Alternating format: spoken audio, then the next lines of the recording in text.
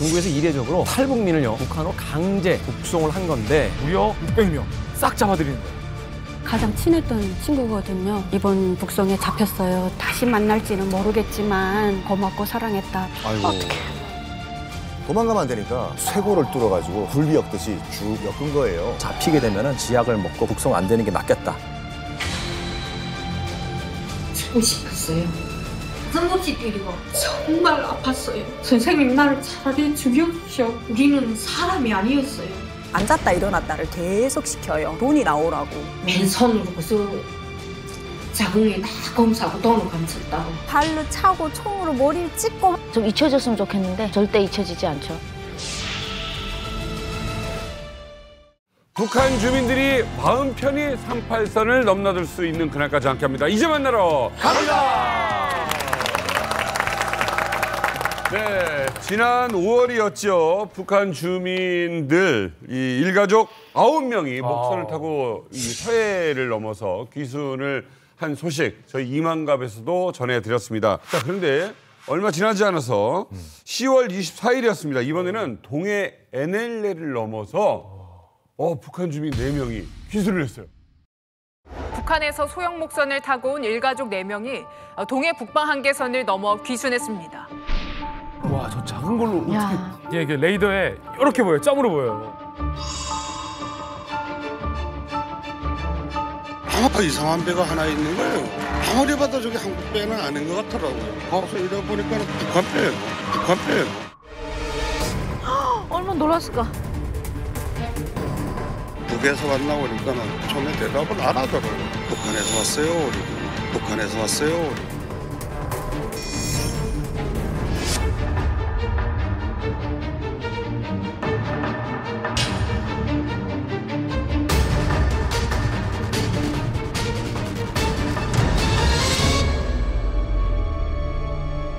5개월 만에 서쪽에서 한번 내려왔고 이번엔 동쪽에서 한번 내려온 겁니다. 둘 다 이제 목선을 타고 내려온 거고 네. 일가족이 내려왔다는 공통점이 있었죠. 그런데 10월 24일 자정에 북한에서 출발을 해서 새벽 4시쯤에 이제 북방 한계선을 넘어서 우리 쪽으로 넘어온 거예요. 우리 군도 처음에 북방 한계선 이북 쪽에서 북한 이 단속정들의 동향이 좀 이상하다라는 것을 우리 군도 파악하고 있었거든요. 출동을 했는데 목선이 너무 작기 때문에 레이더에도 정말 이렇게 나오거든요. 그래서 바다에서 찾지는 못했다고요. 이분들이 타고 온 배가 길이 7.5m의 목선이라고 합니다. 그러니까 딱 성인 4명이 딱 타면 더 이상 사람을 태울 공간조차도 없는 아주 작은 배거든요. 그런데 저 배를 타고 생각해보세요. 뭐 GPS가 있겠습니까? 그래가지고 그 먼 거리를 갖다 그것도 밤에 불빛도 없이 건너왔다는 거죠. 정말 목숨을 건 탈북이었다라고 할 수 있을 겁니다. 사실 이 사건 저도 직접 취재했는데 요 북한 목선 일가족을 처음 발견한 최초 신고자 어민을 저도 취재했거든요. 남성이 한 말이 대뜸 여기가 어딥니까? 그래서 속초입니다라고 하니까 그냥 말 없이 자기 배를 우리 어민 배에 묶었다고. 우리 어민 배에 묶었다고. 그런 소리도 안 하는데. 안심이 된 거지. 안심이 된 거지. 죽어도 이 배하고 같이 가니까. 야, 누가 묶으라고 했네. 이게 또 제가 이게 한국민들 많이 보잖아요. 자존심들이 세서 그래. 말 잘 안 해. 살려주세요 소리는 허락 안 받아. 허락 안 받아. 이게 뉴스에서만 사실 몇 마디 이렇게 전해드린 얘기로는 잘 모르시겠죠. 그래서 우리가 누굽니까? 이만갑에서 우리 임재길 선장님을 직접 전화 연결을 해보도록 하겠습니다. 전화 연결합니까? 네.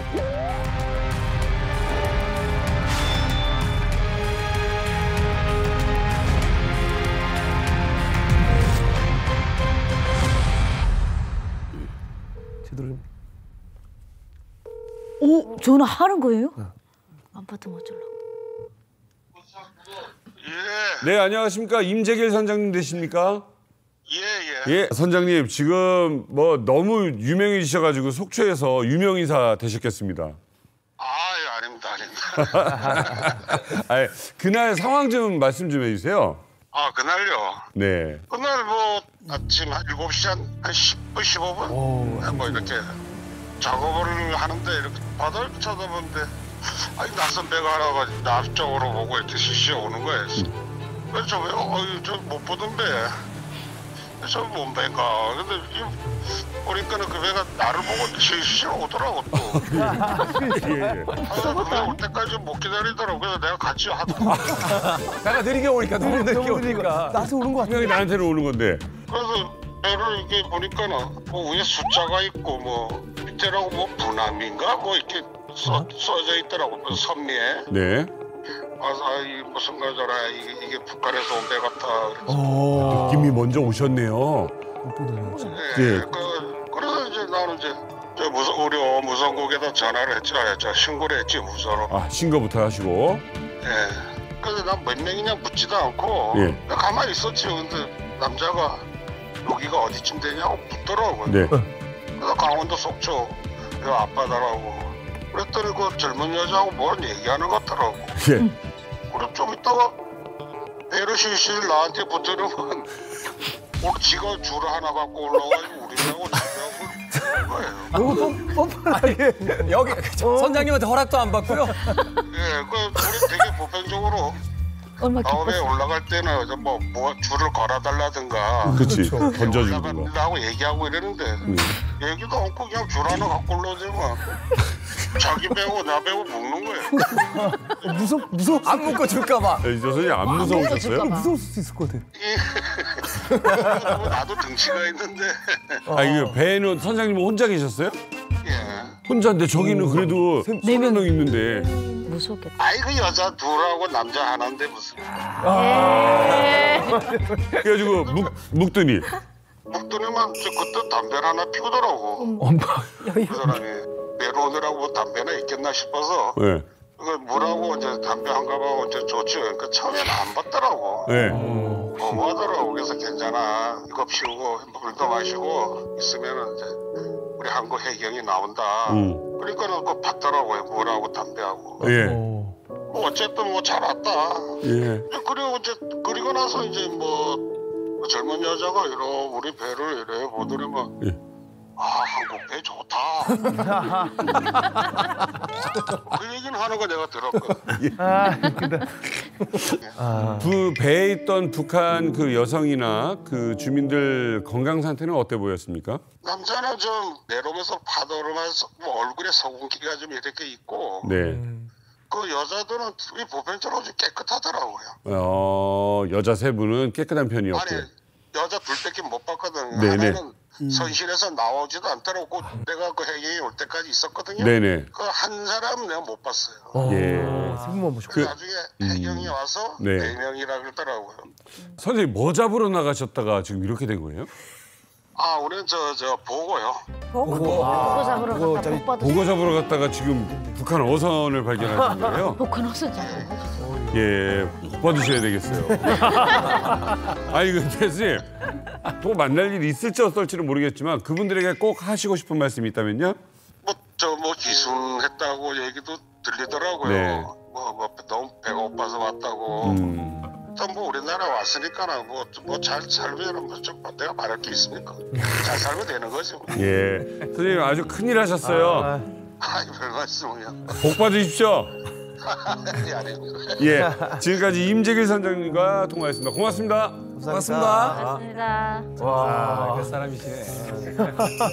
덤덤히 말씀하시면서도. 그러니까 자신이 이제 항상 나가는 조업길이기 때문에 그 조업길에서 이제 평상시에 못 보던 배를 딱 보니까 벌써 거기서 눈치를 채는 거죠. 이 느낌이 왔다 하시네요. 그러면 몇 년 전에 이제 삼척에도 북한 주민들이 목선을 타고 왔어요. 이만갑에서 한번 했었는데 지금 앞에까지 왔어요. 삼척에서 귀순할 때는 앞에 이제 군복, 인민복을 딱 차려입고 갈아입고 완전 티나는. 대한민국에 왔을 때 좀 깔끔한 옷을 입고 맞아. 싶어서 인민복 입고 이렇게 주민분들이 왔었는데 그때도 우리 주민이 처음 발견했는데 그때도 그 북한 주민들이 그렇게 당당하게 쓱 와서 핸드폰 좀 빌려달라고. 사실 그 아까 우리 김진 기자님께서 4명이라 했는데 제가 여기서 좀 특종을 공개를 하면 5명이에요, 사실. 특종이에요? 네, 왜 5명이에요? 4명인데요? 왜냐하면은 거기에 있었던 20대 여성분이 임신한 상태예요. 5명이요. 진짜로요? 네. 그 아기 진짜 축복이다. 야. 한국에서 태어날 테니까 이제 국적이 한국이잖아요. 야, 대박. 오자마자. 5명이었어요. 그래서 20대 이분도 이제 내려온 이유가 배고팠다, 그리고 굶주렸다. 근데 사실 저는 이 엄마의 마음을 알 것 같아요. 20대인데 아이가 태어나게 되면은 지옥에서 살 건지 아니면은 더 좋은 데서 살 건지를 아마 선택을 했을 것 같아서 지옥에 살 거면 차라리 그냥 나하고 그냥 끝내자 이런 심정인 것 같고 그리고 그래도 한번 우리 좀 더 나은 세상으로 가서 한번 살아보자. 그래서 해보자. 성공을 한 거죠. 야. 그래서 저는 뱃속에 있는 이 아이가 참 복덩인 것 같아요. 복덩이다. 분명히 안 나왔다고 그랬거든요. 그렇죠. 예. 아마 그분인 것 같아요. 그러게. 오늘 이만갑의 특별한 분들을 모셨습니다. 이분들은요, 이게 100길로 우리나라에 오는 것보다 어쩌면 더 위험하고 아주 목숨을 건 탈출하신 분들 모셨습니다. 자, 먼저 북조선의 이 우리나라 해품달 기우정 씨가 될 뻔했던 아역 배우 출신 이지혜 씨고요. 그리고 또 한 분은 말로만 듣던 아오지 출신이자 이 탄광예술선정대 출신이신 강수연 씨 모셨습니다. 반갑습니다. 북한 배우분은 사실 처음 보거든요. 왜 한국의 배우분들은 친한 분들이 많은데 그렇죠. 저 처음 봤는데 혹시 네. 북한에서 어떻게 하다가 아역 배우가 되신 거예요? 저희가 어린 시절에는 김정일이 그런 게 있었어요. 이제 조기 교육을 시켜라라고 해서 각 도마다 예술 대학이 하나씩 있는데요. 거기 부속 유치원부터 이제 양성을 했어요. 그래서 제가 5살에 아무것도 모르고 이제 부속 유치원에 소속이 돼서 유치원 때부터 이제 예술 대학에 산하로 들어간 거죠. 북한도 도마다 이렇게 예술 인재들을요 선물 유치원 혹은 수제 유치원이라고 표현을 해요. 수제들만 간다고. 그러니까 아기 때부터 제일 이쁘고 제일 재능 있는 애들을 그런 데다 모아놓고 아역들은 거기 가서 뽑아요. 그러니까 일반은 그냥 뭐 우리는 약간 오징어 취급해갖고 우리 일반 학교에는 와서 있지도 않아요. 그래갖고 아기 때 아역은 다 이 수제 유치원 가는 게 제일 빨라요. 저기 이쁜 애들이 뭉쳐 있으니까. 진짜로 어렸을 때 나 네. 이런 얘기 많이 들어봤어 좀 있어요? 어떤? 이뻐서. 그러니까 이제 솔직하게 얘기해. 겸손하지 않게 그냥. 네, 이거 뭐 제 자랑이긴 한데, 그러니까 아버지 직장 가면 아버지 닮았다 그러면 아버지가 막 우스개가지고 내 딸이라고 이러고, 그러니까 강원도에 얘만한 애 없어 막 이러고. 나도 그랬어. 우리 딸 아빠 똑같이 생겼다고. 애는 울고 있고.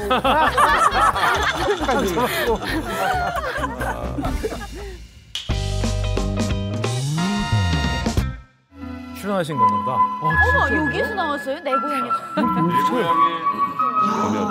이 여자 이 주인공인데. 주인공. 설미 아니구나. 나 닮았네. 신혜야, 너 어디 시집 갈래? 나 평이야.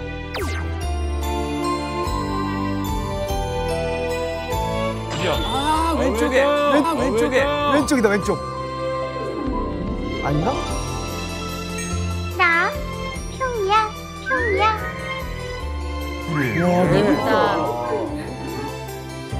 평양이 천리.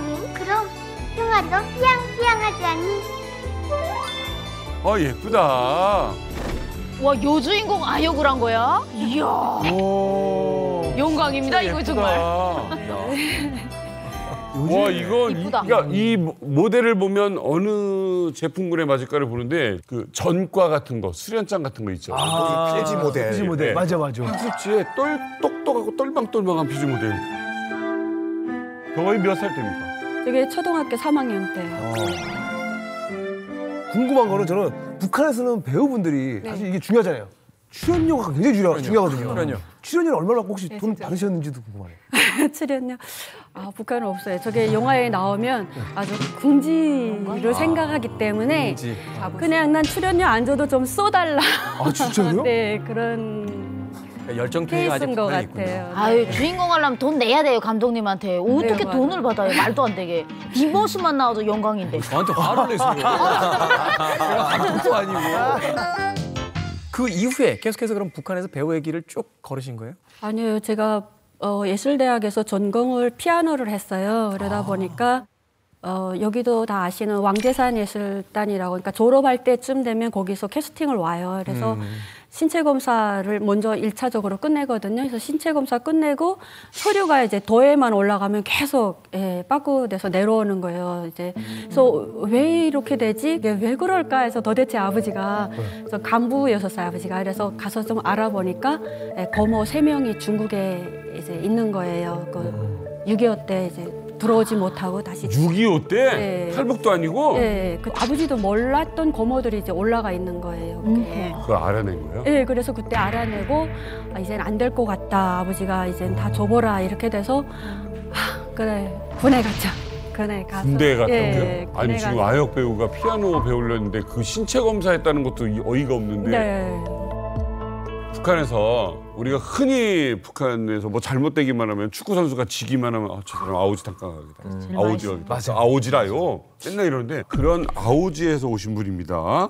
강수연 씨. 아오지 탕강을 본 적 있습니까?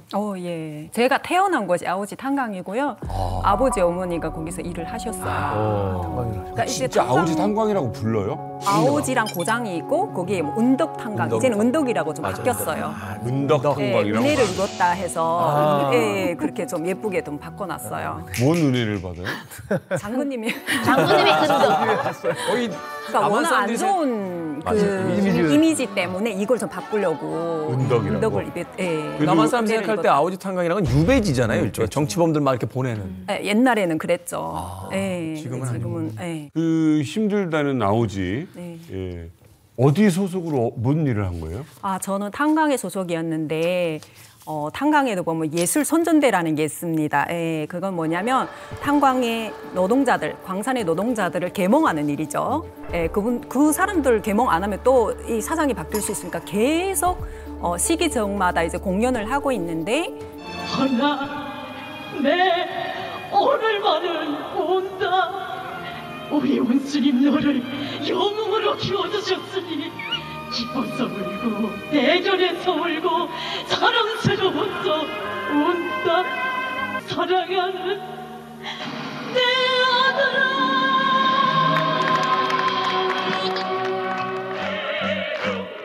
저는 그러니까 엄마가 결혼 전에 이제 도예술단 가수를 하셨어요. 이제 그걸 아마 제가 좀 피츠를 이어받은 것 같아요. 그래서 거기서 예술 선전대 활동을 했었어요. 아니 탄광 예술 선전 이게 뭔가 단어로 들었을 때는 아예 조합이 좀 안 되거든요. 아니 진짜 궁금한 게 탄광에서 예술을 한다는데 선전할 일이 뭐가 있나요 거기서? 북한은요 그 큰 공장 기업소나 뭐 농장 각 농장마다 다 이렇게 선동하는 예술단이 존재해요. 그걸 선전대, 선전 활동하는 사람들이라고 하잖아요. 네. 그래서 뭐 탄광뿐만 아니라 일하는 곳은 전체 다 있다고 생각하시면 저희는 북한에 있을 때 사실 그런 분들을 맴이라고 계속 했었거든요. 맴이요? 왜냐하면 저희도 농장밭에 가서 학생들이 일을 해요. 그럼 너무 열심히 일을 해야 된단 말이에요. 할당량이 있기 때문에. 근데 그 매미분들은 계속 서서 이렇게 노래 불러요. 아니면 이렇게 막 그 발성, 좋은 발성으로 막 뭐 당을 따라 앞으로 뭐 오늘도 뭐 300% 과제를 뭐 달성하자 뭐 이러는데 우리는 계속 뭘 달성하니 빨리 달성 우리 달성 이러니까 저 매미분들 때문에 사실 일하는데 더 힘들어요. 더 힘들어요? 근데 목적은 힘을 기운을 북돋는다 이게 목적이거든요. 근데 사실 북돋지 않아요. 근데 막 시끄럽고 짜증나고. 그러니까 여름에 농산일이나 이런 거 할 때 자기들은 열심히 일하는데 저 나무에 붙어 있는 매미들은 울기만 하니까 열받잖아. 그래서 이제 매미라고. 매미, 우리는 개미 이런 거. 개미네. 그러니까 이게 선전대가 북한의 모습을 그냥 그대로 보여주는 거예요. 왜냐하면은 그러니까 우리가 일을 많이 하게 되면 그에 대한 정당한 보수를 받아야 되잖아요. 정당한 보수가 안 나오는 거예요. 그럼에도 불구하고 일은 힘들고 하니까 그 고된 노동을 잠시라도 잊게 해주기 위해서 선전대가 활동을 하는 거예요, 사실. 오늘 정말 쇼킹합니다. 지금 뭔가 이력이 심상치 않은 이 두 분을 모시고 이만갑에서 오늘 무슨 얘기를 할 거냐 궁금하시죠? 네. 이분들을 모신 진짜 이유가 있죠. 맞습니다. 최근에요, 이 절대 일어나서는 안 될 사건이 바로 벌어졌습니다. 중국에서 이례적으로 이 수백 명의 탈북민을요 북한으로 강제 이제 북송을 한 건데 이게 사실은 이제 반인륜적 행보라고 국제사회에서 굉장히 지금 비난의 여론이 들끓고 있습니다. 지금 이지혜 씨하고 이제 강수연 씨 두 분도 이렇게 강제 북송을 직접적으로 경험을 하셨었거든요. 그래서 그 경험담을 저희들이 좀 나누기 위해서 오늘 초대를 했습니다. 자세한 얘기를 나누기 전에 김진 기자님에게 강제 북송이 어떻게 이루어진 건지 좀 사안을 좀 여쭤보도록 하겠습니다. 이게 코로나 기간 동안 우리가 다 갇혀 살고 해서 다 모든 게 안 좋았는데 딱 한 가지 좋았던 게 있었습니다. 중국이 탈북자들을 강제 북송하는 걸 멈췄었던 거예요. 맞아. 그거 좋았어요. 근데 지난 10월이었죠. 항저우 아시안 게임이 폐막한 다음 날 중국이 멈췄던 강제 북송을 다시 시작했는데 그 숫자가 전례 없는 숫자라 전 세계를 경악했습니다. 무려 600명. 600명을 한 번에 강제 북송 시킨 겁니다.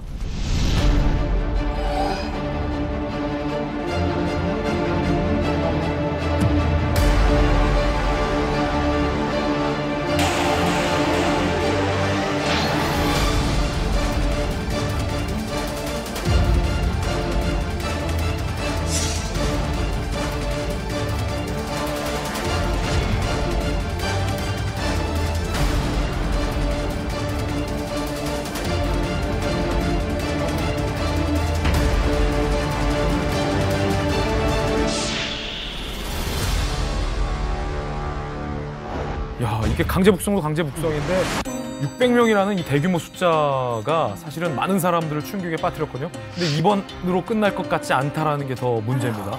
아직 중국에는 더 수많은 탈북자들이 공안에 체포돼 있거나 아니면 공안의 체포를 피해서 숨어 있는데 중국이 이들을 계속 2차, 3차 대규모 강제 북송할 조짐도 보이고 있습니다. 사실 저희가 이제 그 북한에 북송을 하는 것은 중국이 보내고 싶다고 해서 보내는 건 아니고요. 날짜를 협의를 합니다. 북한하고 협의를 해서 북한이 이때 보내라. 그리고 또 보내는 명단에 보면 북한이 빨리 받아야겠다라는 하는 거는 빨리 받아요, 북한이. 제가 조사를 해보니까 8월 29일 날 80몇 명 정도 먼저 보냈어요. 네, 8월 29일 날. 그리고 나서 9월 19일 날 또 40몇 명 정도 보냈어요. 그리고 10월 9일 밤에 저녁에 401여 명 정도 보냈고요. 그리고 10월 10일 새벽에 100여 명 정도를 보냈어요. 북한이 이렇게 4차를 나눠서 한 3, 40명 정도를 보낸 거죠. 1차, 2차, 3차, 4차를 나눴다는 것은 아마 1차에는 북한이 절대로 이 사람들은 놓치면 안 된다. 빨리 보내라. 빨리 보내라라는 그런 긴급성이 있었던 것 같고 아마 10월 달에 보냈던 그 한 500여 명 그 탈북민들 같은 경우에는 아마 탈북을 해서 남한행 뭐 다른 이제 탈북을 하려고 하는 저희 같은 그런 아마 사람들이 많이 포함됐다고 합니다. 대체 그 많은 인원이 어디에 같이 서 있던 거예요? 중국 전역에서 잡혔던 탈북자가 다 널려져 있으니까 신고로 잡히든 뭐 움직이다가 잡히든 이 사람들이 각 지역에 움직이지 못하고 지역 경찰서들에 있다가 한 번 모이는 거예요? 국경으로 몰리기 시작하죠. 국경으로 쫙 북한과 약속에 따라서 언제 보내다 했으니까 쫙 결집이 됐죠. 단동변방대, 신의주, 북한 신의주가 연결된데 통화변방대, 장백변방대, 화령변방대, 용전변방대, 맞네. 도문변방대. 이건 제가 잡혔던 곳이기도. 도문이요? 도문이 네. 제일 많이 잡히더라고요. 예, 여기는 탈북자들이 많이 잡혀오고 수요에 따라서 중축을 해버렸어요. 그 기존에 너무 많으니까. 10명씩 8개 들어가던 감옥을 14개 감옥으로 늘려버렸어요. 많아가지고. 이번에 그 대규모로 북송을 당한 인물들 중에 우리 오늘 출연자분이 이 특별한 관계를 가지신 분이 있다고 합니다. 누굽니까? 네, 저고요. 지혜 씨. 네, 제가 중국에서 살면서 정말 가장 친했던 친구거든요.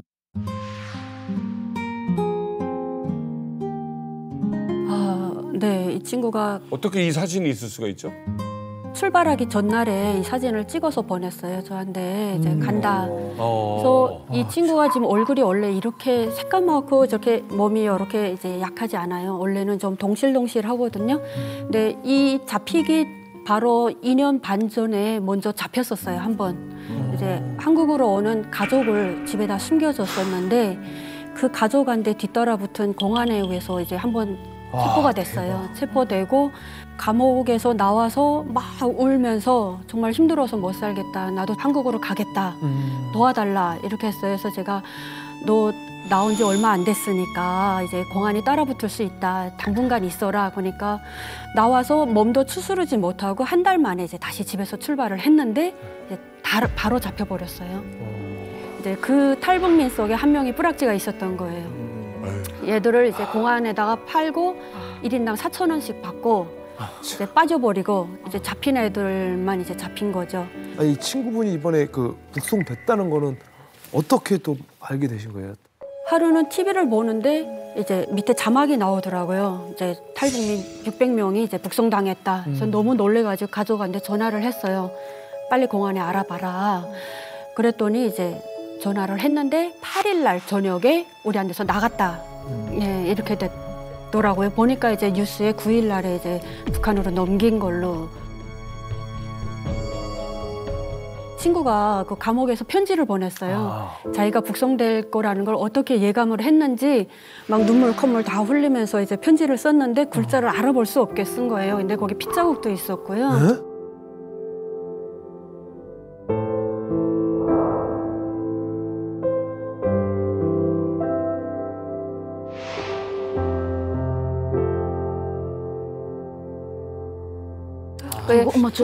예, 그 감옥 안에서 이제 편지지가 없다 보니까 이 종이를 어디서 이렇게 이 사람 저 사람한테서 얻어서 이렇게 편지를 썼더라고요. 근데 저 편지를 그 조선족이 가져 나왔어요. 숨어 있던 가져 나와서 이제 정식으로 붙인 게 아니라 붙이지 못한 자기 무서워서 못 붙이겠다. 자기 이제 걸리면 자기도 큰일 난다. 그러니까 읽어만 줬어요. 저 편지를 읽어만 주고. 정말 미안하다. 니네 말을 듣고 좀 천천히 떠났을 걸. 이렇게 출발을 해서 잡혀서 이제 앞으로 다시 만날지는 모르겠지만 정말 그동안 고맙고 사랑했다. 뭐 이런 식으로 이제 편지를 써서 저도 너무 울었던 것 같아요. 저 편지 보면서. 북송 뭐 이렇게 된 이후에 친구는 연락을 지금 못 하고 계신가요? 그렇죠. 친구는 아예. 물어물어 연락도 안 오고. 그러니까 이전에는 잡혔을 때 가족은 면회를 시켰어요. 이전에는. 근데 북송 딱 한다 이 감옥에 들어가부터 가족도 아예 안 받아주고 돈만 받아줬어요. 중국에서? 예, 돈만 이제 조금씩 받아주다가 가족 면회 좀 하자 하니까 가족도 안 받았대요. 예, 그리고 이제 북송했다라는 문자도 아예 없고 연락도 없었대요. 근데 가족에서 물어봐서야 우리한테서 뽑았다 이런 식으로 이제 일방적으로 알려준. 중국이 작정했네요. 완전히 예. 이번 경우 북송하려고. 저도 처음에 북송당할 때 제 걱정은 안 되더라고요. 어차피 잡혔으면 뭐 예감이라거나 그냥 변방대 들어가면 북송되는 거예요. 그건 뭐 거기서 살아나오는 건 기적이기 때문에 살아나오겠다는 생각도 안 하고 그냥 내 아이가 제일 걱정이 되는데 저희는 가족 면회도 안 받았어요. 아예 통화도 못하게 해서 저는 중국 공안에게 막 울면서 빌어갖고 제발 우리 아이한테 전화 좀 한 통화 하게 해달라는데 못하게 해서 그 사람한테 전달해줬지. 아이 잘 키워달라고. 저는 물애기, 젖먹이 애기를 놓고 전 먹이다가 북송이 돼가지고 좀 제발 그 아이가 잘 크게 해달라고. 내가 살 수 있으면 내가 살아서 반드시 오는데 하여튼 그 아이를 그 아이를 잘 키워. 그 젖먹이니까 그 어떻게 제일 무서운 게 그 아이랑 헤어지는데 헤어지는 이별 소식도 안전하게 하는 거. 그거는요 남자들이 북송되는 거랑 아이를 놓고 북송되는 엄마는요 심지어 주소도 모르는 애들이 있어요. 자기가 어디서 살았는지 중국어를 모르니까 다시 살아서 중국 왔는데 그 집을 다시 그 아이가 있는 게 어딘지 찾아 못 가는 애들이 있어요. 울면서 주소 좀 알아달라고. 예, 한둘이에요. 몇백 명, 한 개 교도소, 저희 있던 교도소 1,200명이 그리고 잡혀나오고 매주 들어오는데 사람이. 아니 또 이번에 좀 북송된 분들이 탈북해서 몇 개월 만에 잡힌 게 아니라 그 중국에서 5년에서 뭐 길게는 15년까지 사시던 분들이잖아요. 그리고 또 아이까지 낳는데 아니 이렇게 잘 살던 분들을 이 가족과 생 이별까지 하면서 북송을 시키는 이유가 뭔가요? 뭐 깊게 들어가면 중국과 북한과의 관계 뭐 이런 문제가 있겠지만 이번만큼은 코로나 때문에 중국이 그 코로나 단속을 중국 자국민을 향해서 엄격하게 했고 거기 탈북민들이 끼어 있었고 거기 조금 더해서 한국을 어려던 사람들까지 끼었다. 이게 사실 핵심이에요. 그래서 그 3년 동안 같이 몰았던 사람이 2,000명이다, 2,600명이다. 어떤 데서는 3,000명도 더 될 수 있다. 뭐 이런 얘기가 나오는 거죠. 미국에 있는 기자가 제가 아는 기자가 19년 살았대요. 중국에서. 그럼 중국 사람 아닙니까? 그렇죠. 예. 그리고 19년 딸이 있대요. 그러니까 19살 때 팔려와서 바로 애 낳고 살다가 지역 이동을 하다가 코로나에 걸렸는데 너 보자. 그럼 중국은 요새 뭐 안면 기술이 있으니까 그게 안 나오니까 그냥 얘 탈북자. 이렇게 되면 그냥 탈북자로 취급돼서 있다가 가는 거거든요. 아니 잠깐만 결혼은 중국인하고 했을 거 아니에요? 네. 결혼을 하면 그 배우자의 국적을 가질 수가 있잖아요. 아니, 중국은 되게 힘들어요. 19년이나 됐는데도 그게 안 된단 말이에요. 안 되는 거죠. 19년인데도. 이게 중국 국내법을 잠깐 말씀드리면 우리 같은 경우에는 장기 체류하면 이른바 그린카드 영주권을 받을 수 있을 거라고 생각하시잖아요. 중국은 그린카드가 굉장히 거의 나오는 게 불가능합니다. 그래서 19년, 20년, 30년 살았다고 하더라도 불법 체류자예요. 그러니까 근데 중국 정부는 기본적으로 불법 체류자라고 하면 학을 떼요. 그러니까 모든 공민들, 인민들이 다 등록이 돼 있어야 돼요. 그렇게 그래야지 중앙정부가 관리가 가능하기 때문에 문제는 뭐냐면 난민으로 주장을 하면 돼요. 원칙적으로는 제네바 난민 협약에 의해 가지고 나는 종교적, 정치적으로 탄압을 받는다라고 주장을 하면 인정을 해주면 되거든요. 근데 중국 정부 입장에서 봤을 때는 이 북한에서 국경을 넘어온 사람들을 레퓨지, 난민으로 인정해 줄 수가 없어요. 불법 체류자로 남겨놔야 돼요. 왜 그러냐면 지금 국경 같은 경우에는 우리 같이 뭐 이 휴전선으로 보시면 안 되거든요. 뭐 압록강, 두만강은 폴짝 뛰면 넘을 수 있거든요. 그래서 만약에 이 난민으로 인정을 해주는 순간 뭐가 생기냐면 거기가 동북 삼성 지역이잖아요. 중국에서 가장 못 사는 지역이에요. 그러니까 중국 정부가 지금 동북 삼성 그 경제 부흥 정책까지 실시하고 있는데 유사시에 갑자기 대량 수십만의 북한 주민들이 강을 넘어서 동북 삼성을 넘어간다? 이건 중국 입장에서 봤을 때는 경제 재앙이거든요. 그래가지고 절대로 이건 난민으로 인정 안 해줘요. 불법 체류로 남겨줄 거고 그리고 시범 케이스 이번에 600명을 보낸 것도 이거예요. 너희들이 북한 넘어서 중국 넘어오면 반드시 너희는 북한으로 돌아간다. 라는 경고 메시지예요.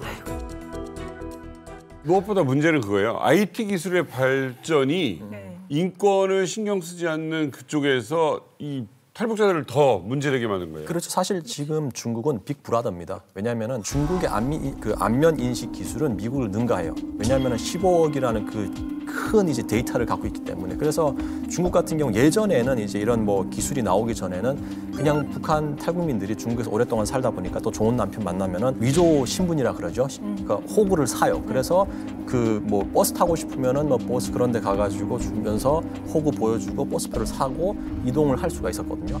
근데 안면인식 기술이 생기면서 그 호구 자체도 전산상에 다 등록돼 있고요. 심지어 얼굴도 등록돼 있어요. 그러다 보니까 이거를 주고 얼굴을 찍히면은 이 사람하고 이 호구가 안 맞는 거예요. 그럼 이 사람들이 데이터를 막 해가지고 보면은 존재 안 하는 사람인 거예요. 그럼 결국 잡히는 거죠. 여행객도 아니고. 그런 것 때문에 탈북민들이 지금 예전에는 중국의 이런 공공 그 교통수단, 버스, 기차를 타고 남반까지 이동을 했는데 이제는 불가능하고요. 이제는 어떻게 하냐면은 활동가분들이 아예 택시나 차를 대절을 해요. 근데 한 대만 대절하는 게 아니라 두세 대를 대절을 해가지고 사람들을 움직이고 이 택시 기사들 같은 경우에는 원웨이만 주는 것이 아니라 왕복으로 쳐줘야 되는 거예요. 그러다 보니까 사실은 탈북민들이 이제 중국에 살고 있는 탈북민들이 한국에 오고 싶어 해도 비용이 너무 비싸가지고 못 오죠. 이렇게 엄두가 안 나는 거죠. 야, 이거 그러면 지금 현재 중국을 떠들고 있는 이 탈북민들이 많잖아요. 그러면 이제 어디 가서 걸릴까 봐 모자라도 하나 더 써야 되고 병원 아프면 어떻게 해요? 이제 제가 지금 말하는 거 친구가 동생이 있어요. 친동생도 중국에서 같이 살고 있는데 얘 같은 경우는 백내장이 심해서 한쪽 눈은 이미 실명 상태고 한쪽 눈은 이제 형체만 보이는 사람의 형태만 이렇게 보이는 정도예요. 근데 호적이 없다 보니까 병원을 못 가요, 얘가. 그래서 제가 그랬어요. 내가 한국에 와서 보니까 한국에 의료 시스템이 정말 잘 돼 있고 우리 탈북민들한테 정말 의료 이게 잘 돼 있으니까 와라. 오면 이제 눈을 볼 수 있는 한쪽 눈이라도 볼 수 있잖아요. 그래서 오라 그러니까 이제 긴가민가한 상태에서 언니가 잡혔어요. 그래서 국성당하고 그러니까 나는 차라리 석용이 되면 됐지 못 가겠다. 네, 그냥 숨어 있겠다. 조용히 살겠다. 그냥 이러고 있는 상황이거든요. 자신들이 이제 주거지에서 나올 수가 없다는 얘기 아니에요? 그러니까 사실 제가 이제 저도 난민 그 북한 탈북민들을 구출 일을 하기 위해서 2017년, 18년 이때 현장으로 가서 그 당시 한 8명 정도가 오셨는데 그때 제가 라오스에서 받아서 이분들을 태국으로 가서 태국 이제 난민 수용소에 들어가는 그런 과정이었는데 제가 이분들을 중국에서 첫 받은 다음에 첫 식사를 했었어요. 많이 드시라고. 그러더니 그 중에 한 분 여성분이 이러더라고요. 이제 우리 안전합니까? 그러더라고요. 안전하다 이제 안전하니까 마음 놓고 드시고 이제는 잡아갈 사람이 아무도 없다. 그러니까 갑자기 밥을 안 드시고 밖으로 나가시더니 주머니에서 뭘 털어버리는 거예요. 제가 뭘 터시냐라고 물어보니까 쥐약. 쥐약을 주머니에다 이제 넣었더라고요. 그래서 제가 쥐약을 왜 가져오셨냐라고 물어보니까 이분이 하시는 말씀이 자기가 2번 북송이 된 거예요. 그러니까 북송이 되면서 그 온갖 고초를 다 겪은 거죠.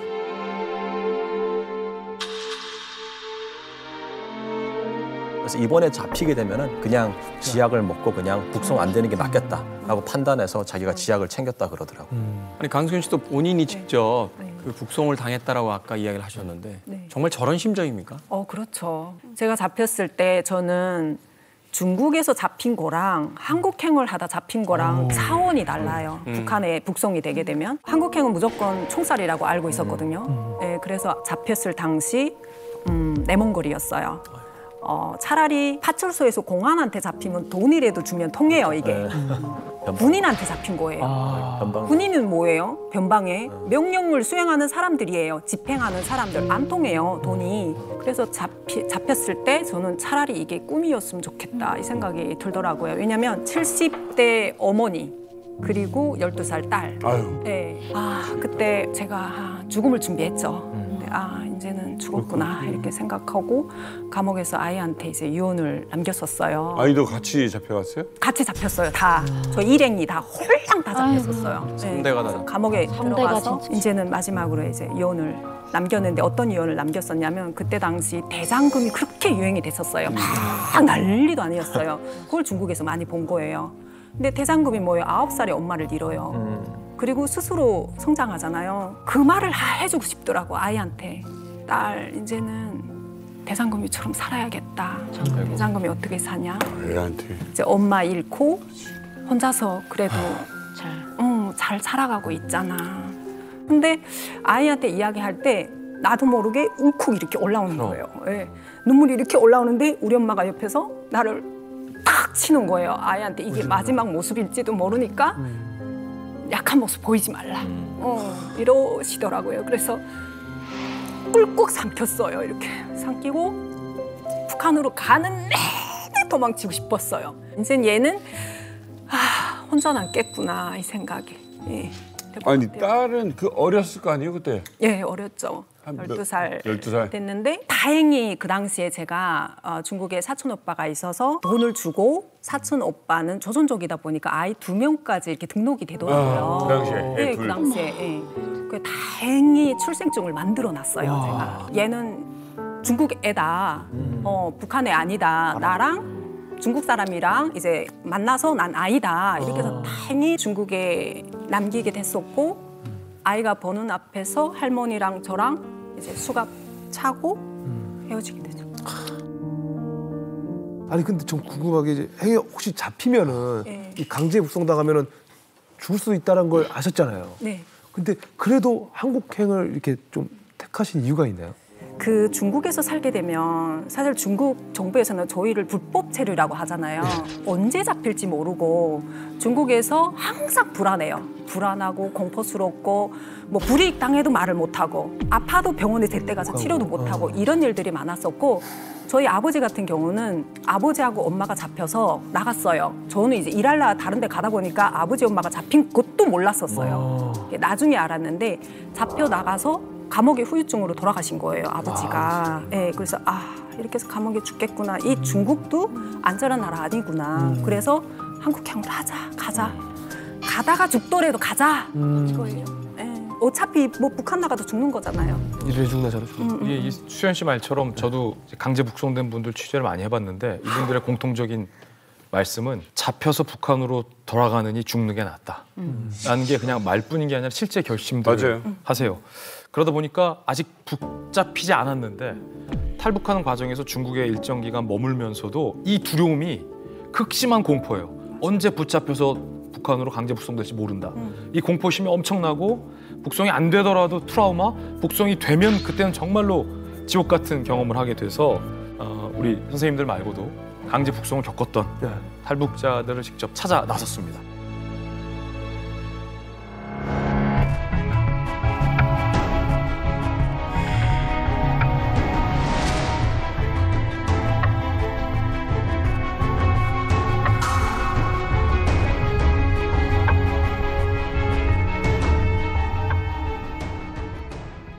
중국 정부에서 북한 사람들을 이렇게 잡아서 내보내야 된다 할 때는 기업령 같은 거 불어요. 그러면 공안들도 어디 누구 있는지 모르잖아요. 그러니까 현상금을 걸어요. 얼마 주겠다. 고발해라, 신고해라 하면 뭐 농촌 사람들은 뭐 그게 그 돈이 더 중요하지 뭐 이웃간에 뭐 우정이라가 이런 거 상관없어요. 앞집 남자가 가서 고발한 거예요. 이셔도 안 돼. 12월 30일 날 경찰이 한 10명을 왔더라고요. 그러니까 앞뒤로 다 포위하고 예, 누구도 들어못하게 하고 문 똑똑 들으면 경찰입니다. 그러니까 저는 날 잡으러 왔다는 거 알죠. 그래서 문 열어주니까 북한에서 왔는 거 하더라고요. 그렇다고 옷 입으러 가사 걸더라고요. 새벽에. 그래 그저 옷 입고 무슨 뭐 어쩔 수가 없잖아요. 뭐 달아날 수도 없고. 그래서 꼼짝 못하고 잡혀서. 그때 그 잡혔을 때 두려움이 어느 정도셨어요? 다 잡혀줘게 해요. 그래서 가자는 데로 가요. 뭐 어쩔 수 없잖아요. 거기서 뭐 어떻게 달아날 수도 없고. 그러니까 그저 잡혀저기 한 상태죠. 어쩔 수 없이.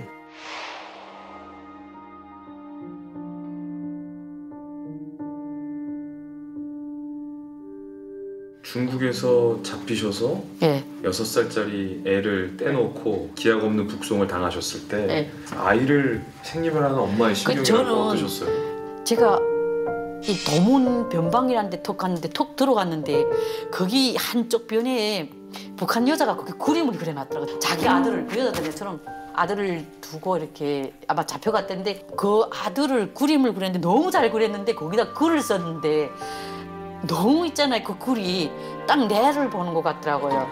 그러니까 사랑하는 아들아 엄마는 북한 여자가 되나서 너를 이렇게 어린 나이에 떼놓고 가는데 딱 세월이 흐르고 크면 엄마가 왜 이렇게 살았는지 그리고 엄마가 다시 이렇게 볼 수 없는 기약 없는 길을 가는데 꼭 잘 커서 그때는 엄마를 볼지 다시 볼지는 모르겠는데 그래도 엄마는 희망을 가지고 널 다시 볼 날을 그리고 간다고 그 벽을 붙잡고 울었거든요. 그게 딱 내 아들을 보는 것 같고 내 처지를 보는 것 같더라고요.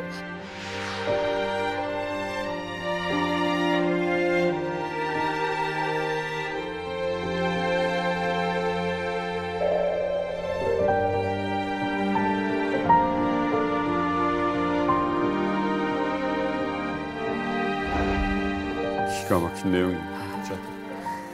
북한에서 먹고 살기 위해 이제 중국으로 넘어갔는데 거기서 이제 인신매매 같은 이제 범죄를 당합니다. 그런데 탈북민들이 그 일을 당해도 사실은 뭐 인권이라든지 어떤 피해에 대한 것들을 주장할 수가 없잖아요. 네. 자신들의 어떤 신분에 대한 것들이 있으니까.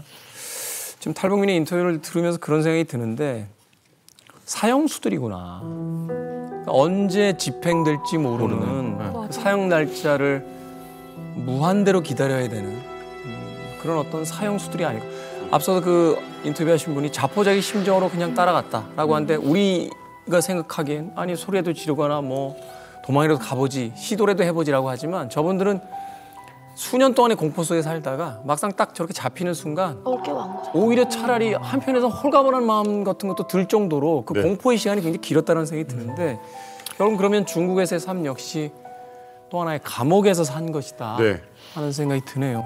참 나라 없는 서름 상갓집 개만도 못하다는 말이 있잖아요. 예. 중국에서 살 때 이게 숨 쉬는 것도 내 맘대로 못 쉬는 느낌이에요. 그러니까 저희는 그 공안을 피해서 산속에 이렇게 살고 있기는 하지만 그 산속에서도 공안도 무섭고 일반 주민들도 무서운 거예요. 주민들이 신고할까. 사람이 제일 무섭죠. 네, 제일 무서워요. 어떻게 사람이 살면서 사람을 그렇게 피하면서 살아가는지 모르겠어요. 근데 사람들이 또 우리가 그렇게 자기네를 두려워하는 거 너무 잘 아니까 자꾸 우리를 이용을 하려고 해요. 뭐 벼밭에 나가 일을 시키거든요. 일주일 내내 엄마 아빠가 죽어라 진짜 허리 부러지게 일을 하세요. 그래서 일주일 정도 되면 한 집 밭을 끝내요. 그럼 일주일 값을 받아야 되는데 엄청 해맑게 웃으면서 이제 끝냈다고 달라고 하거든요. 그럼 거기서 또 엄청 해맑게 웃으면서 기다려 해요. 근데 안 줘요. 그건 안 주겠단 말이에요. 그래도 아무 말도 못 하는 거예요. 그러니까 공안도 무섭고 사람도 무섭고 그리고 또 더 무서운 거는 저희는 딸만 둘이잖아요. 인신매매를 하려는 사람들이 공안에 그 신고를 하는 사람 비례로 인신매매 하려는 사람들이 더 많아요. 그러니까 엄마도 팔려고 하고 아빠만 안 팔려고 해요. 우리 셋은 다 돈덩어리인 거예요. 아빠는 자꾸 이게 베개 밑에 항상 이게 작은 요만한 도끼를 항상 놓고 있어요. 왜냐면 저희가 살 때 그 산 옆에 또 깊은 산이 더 있었는데 거기는 딸이 넷이었어요. 근데 그 중국 그 한족들이 올라와가지고 딸 넷을 그냥 차에다 강제로 실어갔어요. 어디 간지 몰라요. 공안이 아니에요. 그냥 타려고 데려간 거예요. 네. 그래서 사라졌어요. 그래서 저희가 그 소식을 듣고 그 다음부터 아빠가 계속 도끼를 놓고 주무시는 거예요. 그러니까 사람 발소리만 나잖아요. 그럼 긴장하는 거예요. 앞창문, 뒷창문이 있어요. 근데 앞창문은 내다보는 창문이고 뒷창문은 도망쳐야 되는 창문인 거예요. 항상 그렇게 돼 있었어요. 그러니까 사람이 정말 무서웠던 것 같아요. 저 같은 경우는 중국에서 이렇게 살면서 잡히지 않기 위해서 이제 가족 생활이 어렵다 보니까 봄에는 이제 산에 가서 고사리랑 뜯어요. 뜯고 이제 시내 나가서 팔고 또 가을에 가서는 버섯 이제 이렇게 뜯어다 팔거든요. 근데 집에서 일단 딱 나서면 말 못하는 벙어리처럼 하고 다녀요. 말하면 이게 이제 알리거든요. 네, 근데 남편이 하루는 이제 계속 같이 다니거든요. 남편이 이제 마음이 안 놓이니까 잡혀갈까봐. 그래서 시내 나갔는데 남편은 중국 사람. 네, 그래서 담배 살러 갔는데 그새 이제 손님이 하나 왔어요. 나물 사려고 해서 이거 얼마냐? 그래서 중국말로 류콰이 이렇게 했어요. 근데 저희가 아무리 중국말을 따라해도 그 언어라든지 이제 그 발음법이 틀리니까 딱 보더니 리스 센주 이렇게 조선 사람이냐? 이래서 무슨 아니라고 했는데 그놈이 갖다 이제 신고를 해버린 거예요. 부지런하다. 그래가지고 이제 공안이 지금 막 와요. 공안이 이제 와가지고 근데 남편이 그때 담배 사가지고 왔는데 공안에 오니까 저는 이미 이제 심장이 제 거 아니에요. 그다음에 다다다다 원래 뛰는데 누구냐 이렇게 하니까 야 말 못한다고 벙어리다 내 색시다 이렇게 하고서는 이제 그 위기를 모면하는데 저는 이제 하늘 땅이 다 이제 꺼지는 심정이었어요. 내가 여기서 잡혀가야 되나 말아야 되나 막 이런 것도 있었고요. 이제 북한 여자들을 데리고 사는 남자들은 항상 이제 시한탄을 안고 살아요. 그래서 남편들이 나가서 동네에서 싸움을 못 해요. 누구랑. 큰 소리를 못 쳐요. 점이 잡혀 있어요. 네, 그래서 내가 누구랑 싸움한다? 그러면 그 사람하고 촉지면 잡혀갈까 봐. 네. 아니 근데 지금 얘기를 들어보니까 사실 사이렌 소리만 들려도 진짜 막 이게 심장이 막 뛴다는 게 무슨 말인지 알 것 같아요. 아니 그러면 하루도 진짜 제대로 자기도 쉽지 않을 것 같은데. 그렇죠. 저 같은 경우는 이제 중국은 집이 높아요. 이제 앞에는 계단으로 올라가고 뒤에는 한 2m가 되거든요. 근데 창문에다 항상 신발을 두고 자요. 이제 앞에서 경찰이 들어오면 1차적으로 대문을 열고 들어오는 시간, 그 시간에 나는 신발만 신고 이제 나가야 되는 거예요. 그래서 주머니에 항상 100원 아니면 200원씩 주머니에 항상 넣어가지고 내가 이 집에서 나가면 밥이라도 먹어야 되니까. 근데 사다리를 이렇게 넣었는데 2m니까 하나하나 개가면 그 시간이 너무 아까워서 이렇게 쭉 미끄러져 내려가는 거예요. 사다리를 넣어? 네, 사다리를. 그래서 바지가 뭐 끼지던 그거 상관없이 그냥 쭉 미끄러져 내려가고 이제 항상 천장들하고는 항상 교류가 돼야 돼요. 그 동네 농촌총장이 미리 이제 계엄령 같은 게 내릴 때 이렇게 다 조직적으로 내려오니까 미리 막 전화를 해요. 야 빨리 피신해라.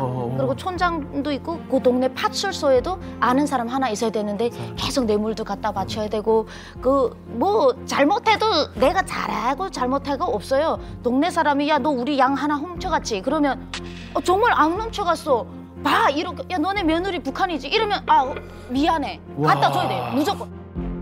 아니 이게 지금 사람이 속 편하게 살아야 되는데 이게 언제 내가 잡혀갈지 모르는 살인판에서 산다니 얼마나 힘드니까. 이게 그 북송 나가던 날 설미 씨도 기억나시죠? 네, 좀 잊혀졌으면 좋겠는데 절대 잊혀지지 않죠. 날짜도 잊혀지지도 않고. 전 제일 잊혀지지 않았던 게 그 중국 공안들이 다 조선족들이에요. 우리가 말이 통해야 되니까. 근데 저를 데리고 나가면서 힘을 웃더라고요. 그러니까 나름 위로를 준다고 웃는 건지 전 잘 모르겠는데 노래를 불러요. 쨍하고 해뜰 날 돌아온단다 이런 얘기를 하면서 살아나면 다 오도마 이러면서 넌 젊었으니까 살 거야. 쨍하고 해뜰 날 돌아온단다인데 막 여기까지 야 이게 누군가 그게 그 사람들이 하는 행동이 제가 봤을 때는요 사람들 보는 앞에서 호랑이한테서 사람이 물어뜯기는 걸 보면 즐기고 있는 느낌이라고 해야 되나? 그걸 보면서 자기들도 알아요. 나가면 어떻게 되는지 다 알아요. 더 잘 알더라고요 저보다. 저는 처음 북송이 되는데 본인들은 더 잘 알아요. 매번 보니까. 매번 보니까 여자고 남자가 없으니까 말대꾸 하지 말고 대가리 쳐들지 말고 그걸 미리 알려줘요. 그러면서 쨍하고 했던 돌아. 그러니까 막 야, 이게 즐길 일이 아니잖아요 지금. 엄마 아빠는 사실 저희가 잡힐 때 산에 나무하고 계셨어요. 그래서 저희가 공안차에 탄 때 엄마 아빠 나무 찍는 소리가 들리는 거예요. 너무 막 엄마 살려달라고 말하고는 싶은데 못 살리는 우리가 거야. 이렇게 소리 지르면 엄마는 들려요 그 소리가. 엄마까지 엄마 잡히게 아빠는. 근데 다 잡혀. 이게 가족이 잡히면 또 정치범이에요. 그러니까 안 돼. 그래서 우리끼리 갖고 우리가 잡혀갔다는 거를 그 동네 주민이 엄마 아빠한테 얘기를 해서 엄마가 왕청현 공항국 앞에서 우리를 기다리셨더라고요. 근데 저희가 나갈 때 막 왕청년 공항국 대문이 쇠대문인데 그게 쫙 열리고 거기 버스 한 차 실어 나가고 자리가 모자라서 저희가 뒤에 지프차에 타고 나갔어요. 근데 이게 뒤로 묶어요. 이렇게 수갑을. 네, 수갑을 안 채우고 포승줄로 이렇게 뒤로 묶여요. 그리고 발도 포승줄로 묶어요. 그리고 지프차에 동생이랑 제가 탔는데 머리 묶을 고무줄이 없어서 머리가 막 산발이었어요. 긴 머리였으니까. 근데 문이 쫙 열리는데 그 앞에 너무나 그 행색이 남루한 남자랑 여자가 막 허둥지둥 막 그 버스에 매달려서 막 이러고 있는 거예요. 저희 엄마 아빠가 거기서 그 밤에도 계속 안 가셨대요. 저희 나가는 마지막 모습이라도 보겠다고. 그래서 그거 지키고 계시다가 이제 문 열고 우리가 나오는 걸 보고 버스에 우리가 탄 줄 알고 버스를 막 찾았는데 우리가 없으니까 푸서덕 주저앉으신 거예요. 근데 뒤에 지프차가 한 대 더 나오니까 아 여기에 탔나 하고 그 우리가 탄 지프차로 막 오는 거예요. 근데 왔는데 저희를 봤어요, 엄마가. 네. 봤는데 공안들이 물어보는 거예요. 누구냐고 우리한테. 그래서 우리는 거기서 엄마라고 하면 당연히 잡히는 거잖아요. 그래서 모르는 아줌마다. 근데 공안도 당연히 눈치챘어요. 근데 알죠. 그때는 포상금 이런 것도 없을 때예요. 근데 너무 귀찮았나 봐요. 그래서 모르는 지들끼리 막 뭐라고 하더니 그냥 충고치 이러는 거예요. 그게 뭐냐면은 그냥 지나가 그냥 밀고 지나가 이거예요. 그래서 엄마가 앞에 서서 안 된다고 이렇게 막고 있는데 그거를 어깨로 팡 치면서 지나가고 엄마는 그 세멘트 바닥에 막 그 콘크리트 바닥에 내동댕이 치고 뒤로 돌아보면서 너무 눈물이 나니까 이게 엄마 아빠가 형체밖에 안 보이는 거예요. 근데 아빠가 계속 엄마 일으키시면서 막 뭐라고 하는 우리가 잡히면 안 되니까 막 엄마를 끌고 가는 그 모습을 보고 그게 마지막이었던 거죠, 북성남. 미성년자를요? 그쵸. 미성년자를. 18, 15이었죠. 15살짜리 여자애들.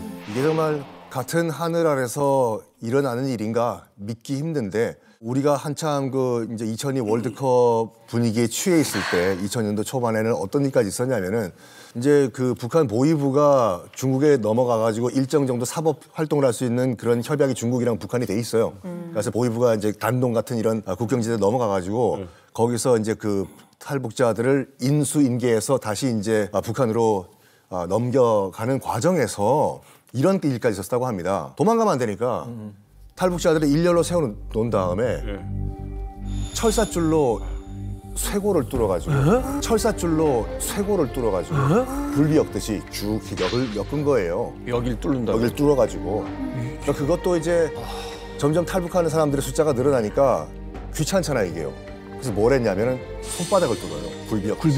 이걸 그 중국 땅에서 이런 일이 벌어지고 있으니까 중국 공안도 이건 약간 너무한다 싶었나 봐요. 그래서 중국 공안이 이런 말 했대요. 이런 끔찍한 일을 할 거면 중국 땅이 아니라 북한 가서 하라고. 지금 이제 말씀하신 게 굉장히 많이 충격을 받으셨을 텐데 아직 북한 쪽으로 넘어오지 않았고 중국 땅의 북중 접경 지역에서 벌어진 일들까지만 지금 털어놓으신 거잖아요.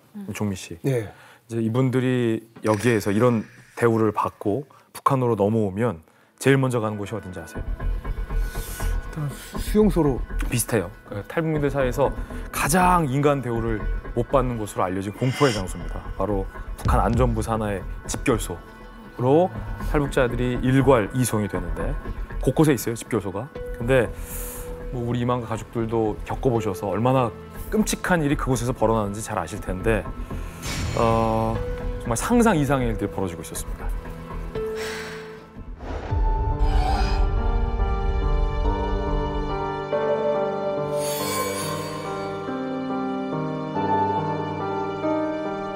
그때 심정이 좀 어떠셨어요? 북송되실 때?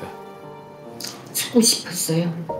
내가 이제 가서 어떤 운명이 내 앞에 차려질 것이다 하는 거 아니까 빈강에서 차를 타고 3시간을 달리는데 야, 이 차가 제발 구불로서라도 죽었으면 하는 마음이 간절했어요. 다들 저 마음이 있어요. 그러니까 끝났으면. 마음이 계속. 해산직결설로 넘어가는데 첫날에 들어섰는데 우리를 데리다가 검사하라고 그러니까 몸이 실로리 하나 걸치지 않고 다 여기까지 검사하던 게 맨손으로 그래서 자궁에 다 검사하고 돈을 감췄다고. 돈을 감췄다고? 네, 그리고는 다리 벌리고 띵뛰기를 100번 하라는 거예요. 그러면 깊숙이 들어간 그 돈이 떨어지게 하라고 소리치는 거예요. 그렇게 다 검사하고 감방에 들어갔어요.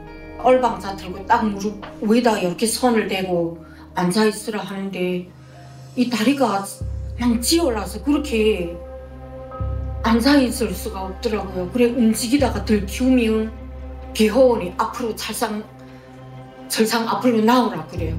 그래가지고 손을 내밀라고. 그래 손을 내밀면 권총 소지 때려 뽑아서 요 동그란 데다 손가락 열고 막 이 힘을 가해 쓰느라 막 돌리다가 딱 내리치면 여기 막 터져서 피가 막 터져요. 아유.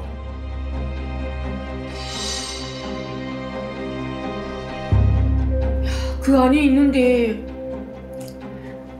내가 이때까지 세상에서 제일 살기 좋은 나라라고 교육받던 우리나라가 이런 곳이었는가?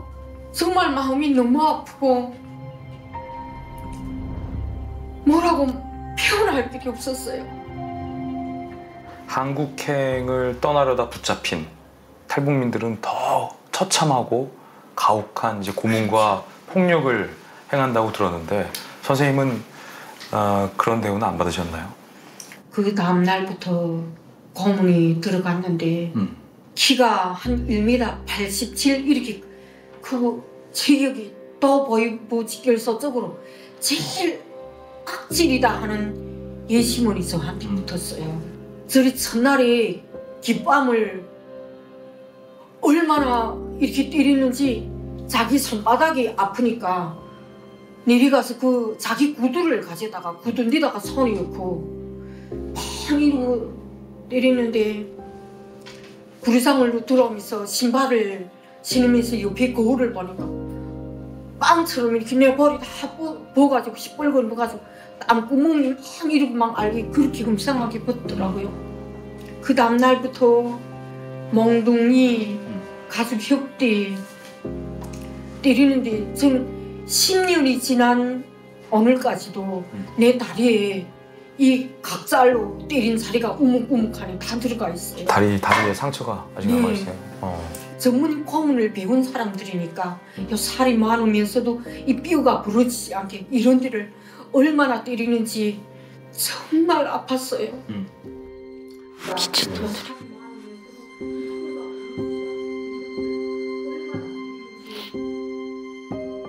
내가 너무 고통스러워서 선생님 나를 차라리 죽이셔. 이가나야 니는 네 죄를 다 자백하기 전에는 죽을 권리도 없다고. 마음대로 네 마음대로 좀 죽지도 못한다는 거예요. 정말 어떤 날에는 차라리 자백하고 말까 그런 마음이 이까지 올라왔어요. 너무 아파가지고. 근데 내가 이렇게 자백하면 나는 정치범 수용소 가서 뭐 한두 달 뻗치다 죽어도 이렇겠지만 우리 애들은 아버지도 없고 엄마가 정치범 수용소에 갔는데 우리 아들들이 운명은 어떻게 되겠나. 내가 여기서 마사돼서 죽으면 어떻고 정치범 수용소 가서 죽으면 어떻고 어떻게 하나 아들들을 생각해서 내 기우나 이걸 이겨내야 되겠다 결심하고 이겨내게 됐어요.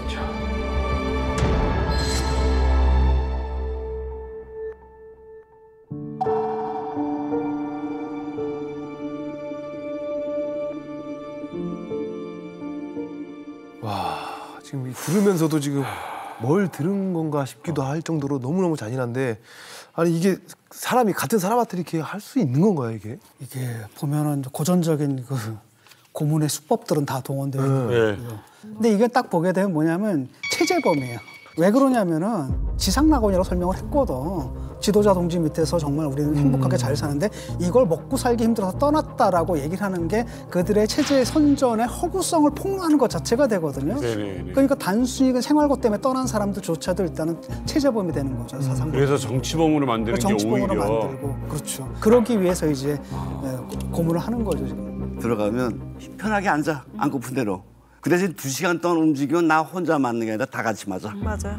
다 같이 나와 하고 채살창에 손 대면 손을 빡빡 때리고 그 감옥이 진짜 끔찍했던 거는 벌레가 이렇게 많아요. 지금 한국에서 나오는 거 이, 벼룩이. 빈대. 빈대, 벼룩, 이. 몸이 얼마나 군질거리는지 이거 이렇게 하고 여기에 이를 잡잖아요. 여기에 최소한 10마리가 잡혀요. 그러니까 이거 누르잖아요. 두두두둑 하나 온 새끼야 나와. 얘 사촌본 잡았다고. 나와. 손 내밀어. 여기다 적세 채우고 철창 있잖아요. 때리고 싶은데 다 때려 그냥. 더 끔찍한 거는 화장실이 노출된 곳에 있어요. 다 앞으로 앉아 있지만 난 뒤에서 있지만 보이잖아. 그거 다 보이거든. 다 둥게 앉아서 애들이 그것만 신경 쓰는 것 같아. 난 잠깐 북한에서 제일 끔찍했던 거 화장실 봤던 것 같아요. 제가 넘어갔던 온성보위부에서는 이게 화장실 갈 때면 뭐 몇 번, 3번 화장실 가도 되겠습니까? 이렇게 물어봐야 돼요. 돼 하면 가고 안 돼 하면 못 가요. 근데 여자애들 같은 경우는 창피하니까 물어보기가 참는 거예요, 여기서. 그래서 바지에 막 쉬하는 경우도 있고 또 돈을 먹고 넘어오는 사람들이 많아요. 그러니까 이게 자궁에도 숨기고 막 이러는데 자궁은 앉았다 일어났다 그거 펌프라고 하거든요. 그 펌프를 한 100개, 200개 시키면 뚝뚝 떨어져요, 돈이. 자궁에 힘이 없으니까 떨어지면 찾을 수 있어. 근데 먹고 나오면은 변으로 나와야 돈을 뽑잖아요. 그러니까 강냉이죽이나 아니면은 뭐 옥수수 국수죽을 주는데 거기에 설사약을 타서 줘요. 와. 근데 모르는 거예요, 사람들이. 나오자마자니까. 중국에서 도문에서 금방 건너는데 그거 어떻게 알아요? 그러니까 먹는 거야. 그래 가서 화장실 보면은요. 뒤에 보이시더니 나무꼬쟁이 이렇게 가지고요. 이게 변을 보면 이렇게 헤쳐봐요. 왜냐하면 돈이 나오는지 봐야 되잖아요. 그러다 헤쳐서 탁 발견하면 막 웃는 거야. 노다지 하나 발견했다. 이거. 자기가 가져가는 거예요? 그죠. 그리고 야, 몇 번 들어. 이러면은 그 나온 사람이 그 더러운 거 들어야 돼요. 들고 가서 물 있는 데 가서 씻어요. 씻고 보이지던한테 뺏기는 거예요. 차라리 때리는 게 나아요. 발로 차고 뭐 이렇게 막 불려도 상관없는데 그 변 볼 때 뒤에서 이거 하는 것만큼 정말 수치스럽고 평생 이건 잊혀지지 않는 일이에요. 제가 목격했던 거는 이제 임신부들, 임산하신 분들 정말 못 봐주겠더라고요. 이분들은 중국의 여성분들은 팔려오잖아요. 내 의지가 아니잖아요. 그래서 이분들이 임신해서 나왔어요. 일단 강제 낙태는 뭐 기본이고 왜 이렇게 잡종을 임신해서 낳았냐고 어머나 배를 발로 차는 거예요. 떨어지라고. 그리고 그 운동장에 보니까 여성분이 둘이서 블록을 이렇게 잔뜩 싣고 앞에 여자분이 이렇게 들고 뒤에 또 이렇게 들고 운동장을 이렇게 돌더라고요. 천천히. 그래서 야 저거 뭐야? 이랬더니 이분들이 임신한 분들인 거예요. 애가 떨어지라고. 와. 그걸 계속 운동장을 돌리는데 그 무거운 걸 지고 그러니까 나중에 기운이 빠질 거잖아요. 쓰러지면 다시 일어나. 걸어. 근데 나중에 하혈하더라고요. 쫙 하혈.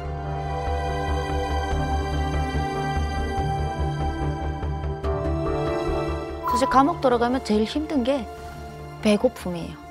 옥수수 한 30%에다 밀겨 껍데기 한 70% 들어가고 뭐 소똥, 뭐 말똥 별게 다 들어가 있고. 개도 안 먹어. 개도 안 먹어요. 콩알이 한 7알, 8알 정도 있는데 그걸 먹고 살아남으려니까 여자들이 뱀을 보고 무서워해야 되는데 뱀이 고기로 보이지 절대 뱀으로 안 보여요. 그래서 산에 나무하러 올라갈 때 뱀을 보면 소리를 치면 안 돼요. 왜요? 다른 사람들이 잡아먹으면 내가 못 먹으니까. 다른 사람들이 잡아먹으면 내가 못 먹으니까. 그게 독뱀, 독사도 뭐 하여튼 뱀이면 고기니까 뱀 잡고 사람의 인분을 먹고 자란 쥐를 그걸 잡아먹어요. 근데 그거 만나면 행운, 로또 맞은 거예요. 그러다 보니까 나중에 먹다 뭘 먹냐면 사람의 몸에서 사체에서 구데기가 여름에는 나와요. 그럼 그 시체를 들잖아요. 그럼 밑에 무슨 하얀 쌀 포대가 떨어진 것처럼 큼직한 구데기들이 가득 떨어져 있으니까 사람의 형체는 붙어 있지 않아요. 사체가. 시체를 싣으면 다리 하나가 뚝뚝 떨어져요. 근데 더 끔찍한 거는 기어가서 그거 주워서 구워 먹어요. 그거마저도 엄청 귀해요. 그래서 또 맞아요. 진짜 그 배고픔은 그 다 정신병이 와가지고요. 그렇죠. 지금 배가 부른데도 먹을 게 있으면 무조건 먹어요. 설사하는데도 다들 건강 상태를 몰라. 나야 이제 못 먹으면 못 먹는다. 정신적으로 다들 그러니까 산에 올라가면 여자가 아니고 그래서 제가 그때 인간 짐승들이구나. 짐승도 이러진 않는다.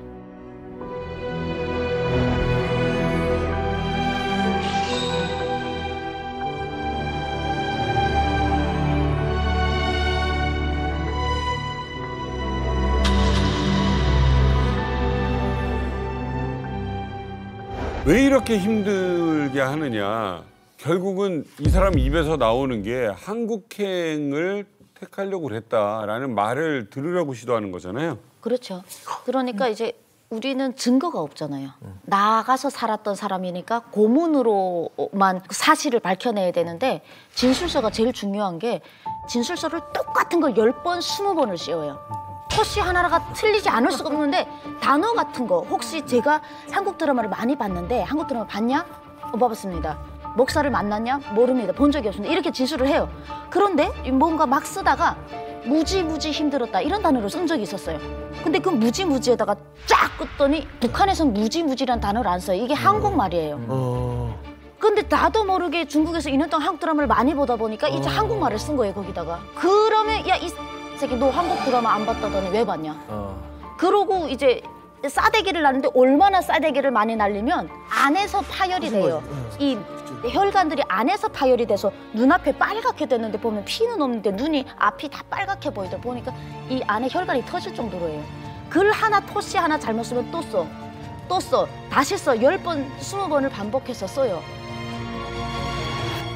그렇게 이제 엄청난 고문과 이 폭력 그리고 이제 수년간 강제 노동까지 하는데 저 같으면은 무서워가지고 다시는 나갈 생각을 못 할 것 같은데 여기 앉아 계신 분들은 어떻게 보면 또 다시 나온 거잖아요. 이제 감옥에 갔다가 이제 다시 사회로 돌아왔다라고 해도 그 동네에서는 이미 빨간 딱지가 붙는 거예요. 쟤는 한국 가다가 잡힌 반역자다.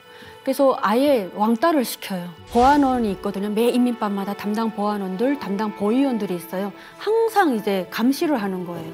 그 내가 어디 가도 보고를 해야 돼요. 난 언제부터 언제까지 갔다 오겠다.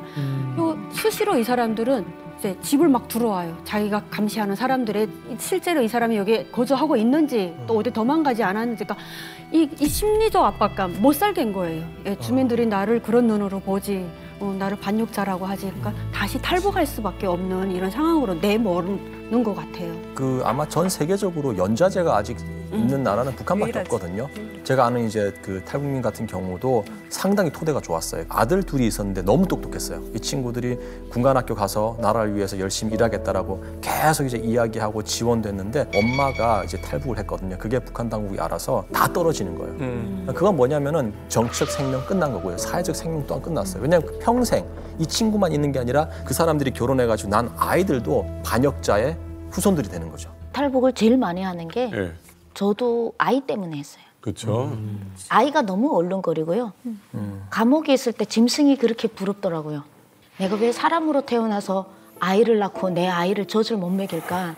제비들도 지 새끼 밥 먹인다고 왔다 갔다 새 새끼들도 짐승을 안고 있는데 한 번은 그 새끼 한 번 보고 싶더라고요. 아기 때 놓고가 지금 엄청 많이 컸으니까. 그래서 가다가 죽더라도 다시 재탈북하다가 잡히면 그 고통을 알죠. 우리는 모르지 않고 아는데도요. 그 고통보다 더 그리운 게 새끼가 먼저 눈에 떠올라서 죽더라도 가자 해서 재탈북한 것 같아요.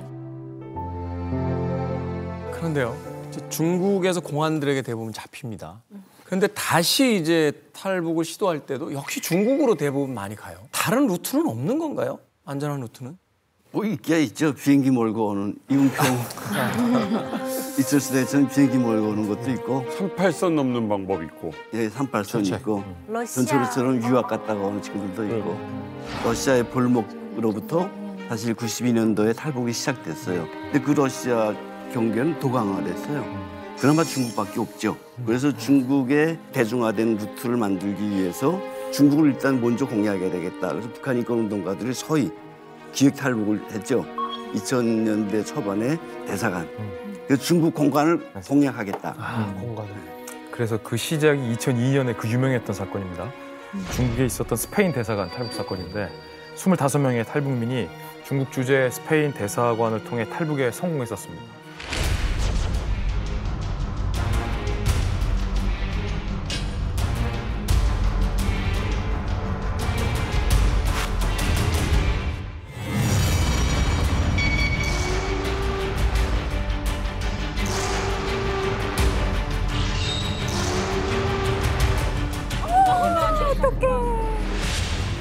엄마 저 사람 너무 대단하다 진짜. 어떡해.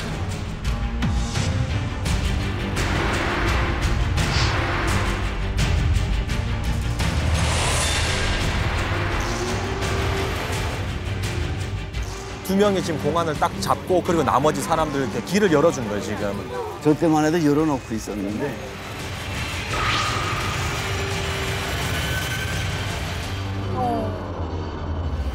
옛날이다 진짜. 오, 다 들어가네.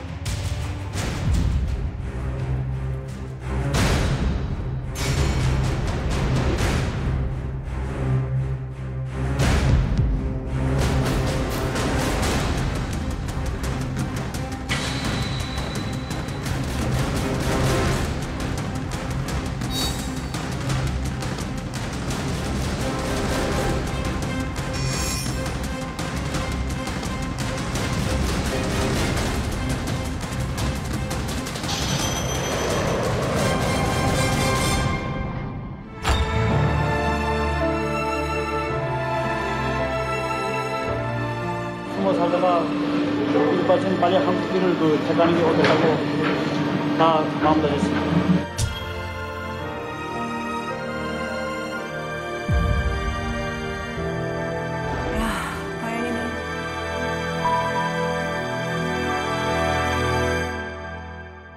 이 탈북은 기획된 탈북이었습니다. 중국이 당시 탈북민을 잔인하게 북송한다라는 걸 전 세계에 알리게 됐고 이 사건을 계기로 2000년대 초반에 무수히 많은 탈북민들이 중국에 있는 각국의 대사관이나 영사관을 이용해서 이제 탈북하는데 이제 성공을 하게 됐죠.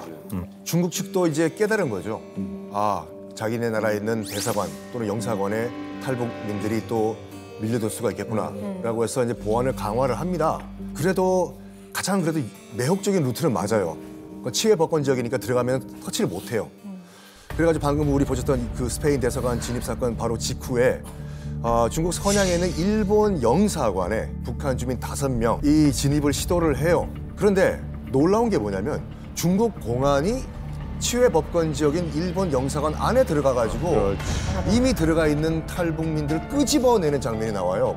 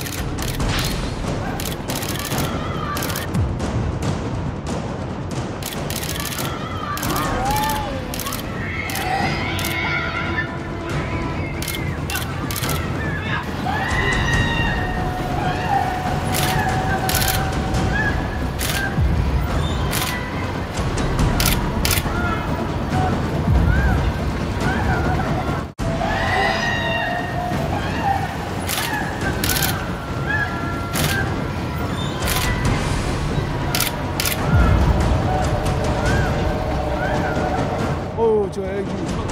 아니 왜 들어가서 이제 끄집어내냐고. 그러네, 들어가서. 어떡해.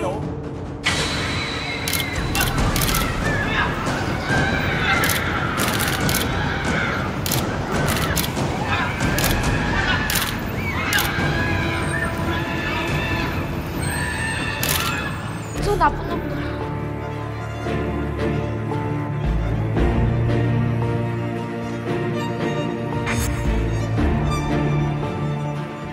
빨리 와 빨리. 한 통속이에요, 근데 일본 영사관이.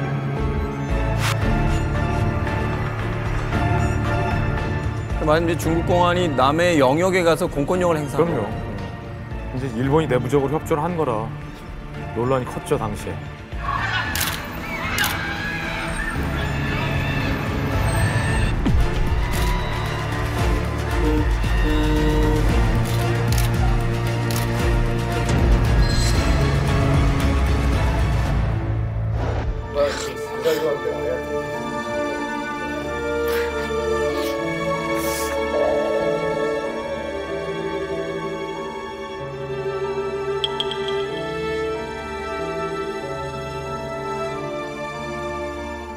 정말 그 3살도 안 된 아이한테 무슨 짓입니까 저게 진짜. 실패로 끝날 뻔했습니다. 근데 이게 그냥 묻힐 뻔했습니다. 근데 우리나라 언론 등등등이 현장에 대기하고 있으면서 이 장면을 찍은 거예요. 전 세계에 알린 겁니다. 근데 이 영상이 공개되고 국제 여론이 심각하게 돌아가니까 중국 정부도 어쩔 수 없이 뭐 바로 한국으로 보낼 수가 없고 제3국을 거쳐가지고 이 가족들은 다 한국에 무사히 도착을 했습니다. 정말 다행이네요. 예. 아니 근데 요즘 최근에는 이렇게 공간을 통해서 한국에 이제 들어오는 탈북민들 얘기를 좀 못 들은 것 같거든요. 일단 뭐 중국에서 이제는 뭐 공간에 진입하는 것 자체가 굉장히 어려워졌고요. 설사 진입을 한다 하더라도 문제는 뭐냐면 거기서 이분들을 한국으로 데려오는 데는 중국 정부의 협조가 필수적이에요. 그렇지. 근데 중국 정부는 이제 북한의 눈치를 볼 수밖에 없는 거고, 그러니까 중국 같은 경우는 그래도 세계 여론의 눈치를 보거든요. 왜냐하면 특히 이제 중요한 행사를 앞두고 있거나 이럴 때. 그래서 지금 우리가 봤던 성공한 예들은 그나마 미디어에 찍혔기 때문에 성공한 거예요. 세계 모든 사람들이 저걸 지켜봤으니까 중국에서도 어쩔 수 없었던 거죠. 근데 그렇지 않은 경우에는 중국에서는 협조할 이유가 없는 거죠. 저는 중국이 올림픽하고 월드컵하고 자주 했으면 좋겠어요. 좀 진짜로 눈치 좀 볼 수 있게 다 했으면 좋겠는데. 네, 그래서 실제로 들어갔다가 거기서 그냥 한국 대사관에서 몇 년씩 사는 사람들도 있죠. 맞아요. 협조가 안 됩니다. 협조가 안 됩니다. 중국이 정말 잘못하는 게 이 사건이 벌어진 이후에는 한국 대사관, 뭐 스페인 대사관 들어가면 그래 들어가 그래놓고 안 내보내는 거예요. 3년, 4년 되도록 안 내보내고 어정쩡 거기서 받아내게 해버려요. 그러니까 결국은 그 대사관에서 내보낼 수밖에 없게 만드는 거예요. 그렇죠. 그러니까 탈북자들도 혹은 브로커들도 인권운동가들도 야 대사관은 안 돼. 중국 애들이 절대 다른 데서 몰라도 혹시 대사관은 절대로 안 열어줘. 이렇게 된 거죠. 예, 뭐 이렇게 기적적으로 한국에 온 사람들도 있지만 우리가 기억해야 할 것은 아직까지도 북성의 위험에 노출된 채 중국에서 숨어 살고 있는 탈북민이 10만 명이에요. 게다가 여러 이제 북한 인권 단체들의 말에 따르면은 지금 현재 중국 공안에 잡혀 있는 탈북민들도 약 1000여 명에 달한다고 합니다. 문제는 이 사람들도 이번에 그 600명처럼 송환될 위험이 있는 거죠. 이런 생각이 드네요. 일단 북송이 되신 분들은 뭐 안타깝습니다만 지금 당장 우리가 어떻게 할 수 있는 방법은 없겠죠. 북한에 이미 들어갔으니까. 북송을 앞둔 탈북민들은 분명히 중국 어딘가에 또 있을 거란 말이죠. 여러분들이 다 그 경험들을 하셨으니까 그 단계에 있을 때 가장 필요한 도움이 뭘까? 예, 탈북민들은 사실 세뇌를 받아요. 평생 뱃속에서부터 이렇게 세뇌를 받다 보니까 한국을 적대국이라고 생각을 합니다. 그러다 보니까 한국에 가서 내가 어떤 대우를 받을지를 몰라요. 주변의 지인들이 이런 정보를 주지 않으면 한국으로 가는 길 자체를 몰라요. 저희도 몰랐었어요. 한 5년 동안 살면서도. 그래서 언니가 먼저 와서 우리 북한에서 얘기하는 것처럼 한국에서 탈북민들을 이렇게 뭐 처형하거나 뭐 이런 안 좋은 그런 건 없다. 안심하고 와도 된다. 이런 거를 좀 알면 그 중국에서 그렇게 불안하게 공포스럽게 살지는 않을 것 같아요. 다 한국으로 오실 것 같아요. 북한도 이 인권의 소리 싫어합니다. 우리 이야기를 세계적으로 다른 걸 싫어한다, 무서워한다는 걸 알았던 게 첫 번째 북송됐을 때는 앉으면 다른 사람들 매맞는 소리 다 들렸고 핏자국이 그대로 있었어요, 보위부에. 근데 두 번째 북송이 되니까 보위부장이 직접 사람 때렸는지 검사하러 북한에서 내려오더라고요. 그래갖고 야 바지 들어봐 이렇게 하더라고요. 왜냐면 안 보이는 곳을 때리라 이런 지령이 내려왔어요. 그리고 웬만하면 때리지 마라. 왜? 여기서 어느 놈이 살아나가서 또 우리 인권 실상을 세상에다 다 공부할 거야. 그래서 그때 두 번째 북송됐을 때 이 뭐야 북한이 바깥 소리를 안 듣는 줄 알았는데 들어요. 모르는 척하면서. 북송 문제 이거 해결할 방법 없습니까? 중국 정부가 혹할 수 있는 무슨 카드를 우리가 제시를 해야 되는데 예를 들어서 무슨 뭐 한미연합 군사훈련을 중단한다든지 사드 문제를 중국이 약간 뭐 호의적인 방법으로 푼다든지 등등등이 있을 것 같은데 이게 또 안 되죠, 그거는. 힘들거든요. 국제사회에는 공짜가 없어요. 공짜가 없습니다. 서로 윈윈할 수 있는 이런 무슨 합의책을 도출해내야 될 것 같아요. 역대 우리 정부가 중국에 있는 한국 대사관이 가만히 있었던 건 아니에요. 우리 국정원이 교회 등을 통해서 탈북자들 많이 빼왔어요. 우리 정부가 자금도 되고 탈북 루트도 우리가 개발해주고 우리 정부가 물밑에서 탈북 브로커들도 지원하고 많은 방법을 했었거든요. 근데 코로나 때문에 이게 수년간 멈췄거든요. 근데 이제 지금 막 다시 물밑에서 이 라인이 가동하려고 하거든요. 정부가 더 관심 가지고 구출할 수 있는 방법 물밑에서 정부가 해야 하리라 봅니다. 작고하신 김상철 변호사 옛날에 서울시장 잠깐 하셨다 그러던데 이분이 제가 한국에 처음 왔을 때 탈북자를 난민으로 인정하자라는 100만 명 서명운동을 했어요. 그걸 저한테 들려서 제네바에 갔어요. 거듭남 판무관한 데 갔더니 수고했다고. 그런데 우리가 어쩌겠냐고. 김창철 변호사님이 화가 나서 1000만 명 서명운동을 했어요. 다시 갔어요. 역시 어쩌라고 라고 하더라고요. 아까 그 한미랑 한미 엄마랑 제가 2006년인가 미국 가서 부시 대통령을 만나서 이런 이야기를 해요. 부시 대통령도 어쩌라고. 우리가 지금 중국과 어떻게 하라고. 해볼 수 있는 건 다 해본 것 같아요. 탈북자들은 탈북자들대로. 근데 가만 생각해 보니까 이런 사례가 있더라고요. 황장엽 선생님이 중국의 대사관에 갇혀 있을 때 김영삼 전 대통령이 당시 강택민 주석한테 편지를 썼더라고요. 후에 일하에서 나왔어요. 그래, 지금 중국 대통령인데 우리나라 대통령이 한번 편지 써보면 어때? 탈북자들 대한민국 국민이라는데 뭐라고 해도 중국이 움직여줘야 되는데 쟤들이 안 움직여요. 그러면 국제사회가 이 심각성을 알고 탈북자 강제 북송을 막기 위해서 중국을 움직여봐야 되지 않냐. 녹화 오늘 기준으로 지금 유엔에 간 탈북자들이 10여 명이 돼요. 이 친구들이 이런 말을 하더라고요. 가서 우리 원회장 정구할래. 가서 분신이라도 할래. 이거 어떻게 국제사회가 이 심각성을 알고 탈북자 강제 북송을 막기 위해서 중국을 움직여봐야 되지 않냐. 이런 지금껏 했던 것보다 좀 더 절절하고 절박하고 이런 옵션들을 좀 생각해 볼 필요 있지 않나 이런 생각을 합니다.